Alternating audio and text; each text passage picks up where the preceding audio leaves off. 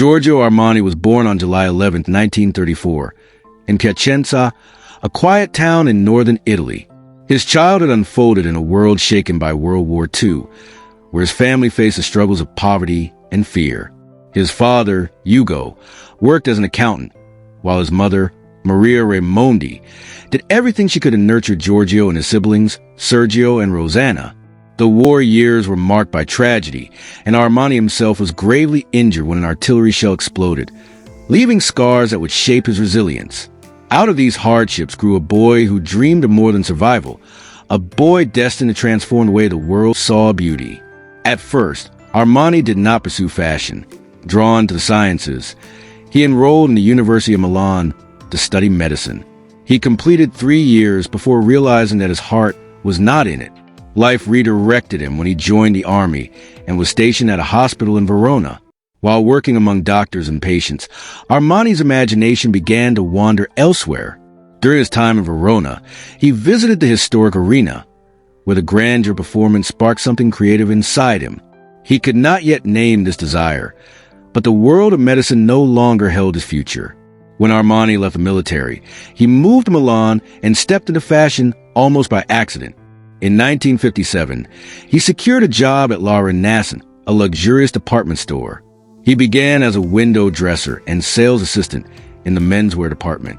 It was here that he touched fabrics, watched customers, and realized that clothing was not just practical. It was a reflection of identity. He studied styles, admired international designs like Marimekko, and quietly trained himself in the language of fashion. The store became his classroom, and Armani proved to be an eager student. By the 1960s, his growing talent carried him to Nino Ceruti's fashion house, where he began designing menswear. For a decade, he learned the rhythms of design and business, honing a style that leaned toward understated elegance.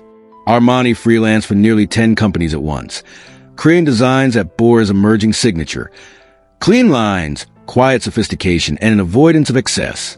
These years were crucial in preparing him for independence. In the late 1960s, Armani's life changed when he met Sergio Gagliotti, an architect whose sharp mind and passion matched his own. Their relationship was both romantic and professional. Gagliotti saw Armani's potential and gave him the confidence to take risks. With Gagliotti's encouragement, Armani opened a design office in 1973, taking on projects that would define his early voice in the fashion world. It was a spark that soon grew into a global empire. 2 years later, in 1975, Armani and Gagliotti officially launched Giorgio Armani SPA.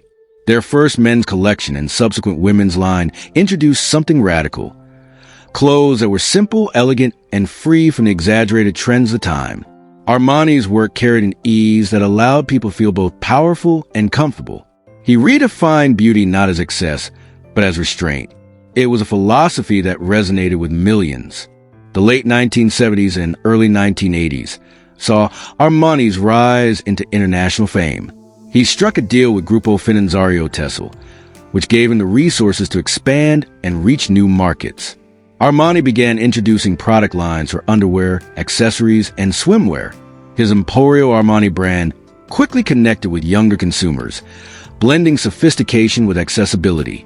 Unlike many designers, Armani understood marketing's power.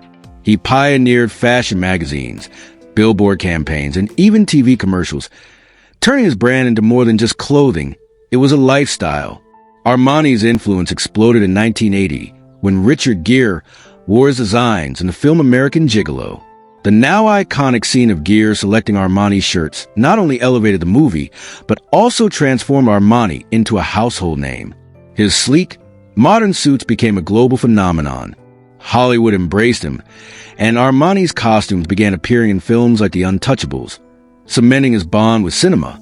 He became the designer of choice for red carpets, reshaping how stars dress for premieres and award shows. But Armani's success was not without heartbreak. In 1985, Sergio Gagliotti passed away due to AIDS-related complications. Armani was devastated, describing this as the greatest loss of his life. Yet even in grief, he carried forward their shared dream, expanding the Armani empire with strength and determination. Out of sorrow, he built resilience, weaving memory into every new creation. Through the 1990s and 2000s, Armani's empire grew into one of the largest in fashion. He launched Armani Exchange or casual wear, Armani/Casa for home design, fragrances that captured the essence of his style, and even sportswear under the EA7 line. His boutique spread across the globe, offering not just clothing, but a vision of living with elegance. Armani even purchased the Olimpia Milano basketball team, proving his versatility and influence in sports as well as fashion. Armani believed fashion should inspire confidence, not harm, and his compassion shaped the choices he made. His designs reached far beyond fashion runways. He created Italy's Olympic uniforms, stage outfits for performers like Lady Gaga, and wardrobes for countless celebrities. The Armani name appeared not only in clothing, but in perfumes, watches, eyewear, and even luxury hotels. The Armani Hotel in Dubai's Burj Khalifa opened in 2010, showcasing interiors personally designed by him, a testament to his vision extending into architecture and lifestyle. Despite building a multi-billion-dollar empire, Armani remained private and grounded. He admitted to relationships with both men and women, but he always carried a deep love for Sergio Gagliotti, keeping his memory alive as a guiding force. Armani never married or had children, instead dedicating his life to his craft and extended family. When not designing, he loved sailing on his yacht, surrounded by the calm of the sea. In his later years, Armani also embraced sustainability. Through projects like Livia Firth's Green Carpet Challenge, he worked to ensure that fashion respected both beauty and the planet. Even into his 90s, he remained active, sketching, designing, and inspiring new generations of creatives. On September 4th, 2025, Giorgio Armani passed away peacefully in Milan at the age of 91. His empire was valued at over $12 billion, but his greatest legacy was not wealth. It was the elegance he gifted to the world. He once said that true elegance was about being remembered, not noticed. Today, he is remembered not only as a designer, but as a cultural icon who transformed fashion into an art form. From the balm-scarred streets of his childhood to the glittering lights of Paris, Milan, and Hollywood, Armani's journey was extraordinary. He proved that